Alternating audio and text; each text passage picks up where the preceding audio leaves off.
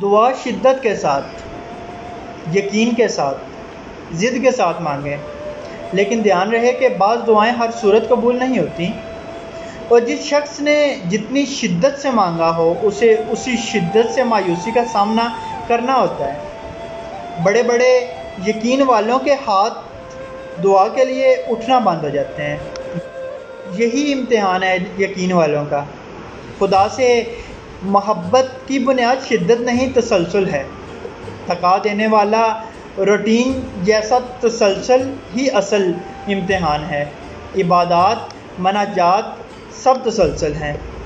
अल्लाह पाक कुरान पाक की सूरह अल-बकरा में फरमाता है कि ए ईमान वालो, सब्र और नमाज से मदद हासिल करो, बेशक अल्लाह सब्र करने वालों के साथ है।